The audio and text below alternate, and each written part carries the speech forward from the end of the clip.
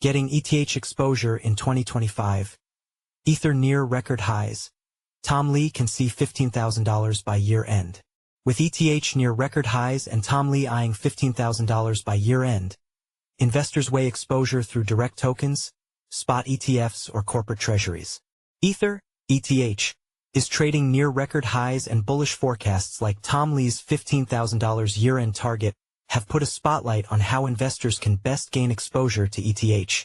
According to CoinDesk Data, Ether, the second largest cryptocurrency, is trading at about $4,783 at the time of writing, near its all-time highs, reflecting strong investor demand amid growing institutional adoption. Tom Lee, head of research at Fundstrat, CIO of Fundstrat Capital and chairman of BitMine Immersion Technologies, BMNR, told CoinDesk last month that ETH could reach $15,000 by the end of 2025. His comments highlight renewed optimism around Ethereum's growing importance for stablecoins, decentralized finance, DeFi, and real-world asset, RWA, tokenization.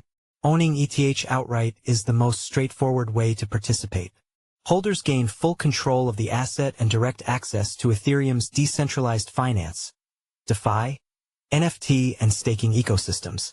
ETH trades 24/7 across global markets, but investors must manage custody and security, whether through self-custody wallets or third-party custodians, and contend with evolving regulations. Costs are generally limited to exchange fees and gas. Spot Ether ETFs have made it possible for traditional investors to gain regulated ETH exposure through brokerage accounts.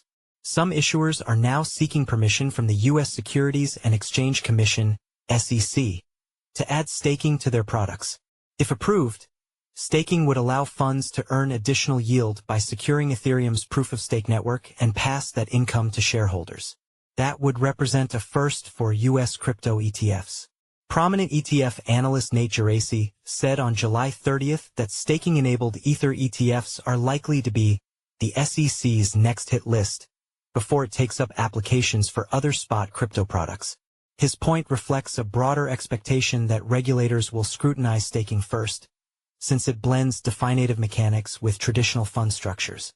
For investors, that means staking-enabled ETFs could reshape exposure by adding income streams beyond price appreciation, but only if regulators are satisfied that custody, transparency, and market manipulation concerns are addressed. For now, the SEC has acknowledged amendments to allow staking but has not yet granted approval, leaving timing uncertain. Another path is investing in shares of publicly traded companies that hold Ether in their treasuries. BitMine Immersion Technologies, for example, disclosed on August 18 holdings over 1.5 million ETH, currently worth around $7.3 billion. This approach ties shareholder value to ETH price movements and, potentially, corporate staking income. But equity exposure adds new risks. Direct ETH, spot ETH ETFs, corporate treasuries. With ETH near record highs and bold forecasts fueling investor interest, the question for 2025 is less about whether to own Ether and more about which vehicle best fits each investor's risk appetite. Siamak Masnavi is a researcher focused on blockchain technology, cryptocurrency regulation, and macroeconomic forces shaping digital assets, including interest rate policy, capital flows, and adoption trends.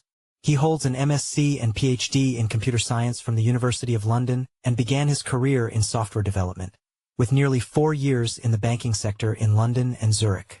Since April 2018, he has been writing about the crypto industry. His focus shifted primarily to research in November 2024, though he continues to contribute regularly to industry reporting. AI Boost indicates a generative text tool, typically an AI chatbot, contributed to the article. In each and every case, the article was edited, fact-checked, and published by a human. Read more about CoinDesk's AI policy.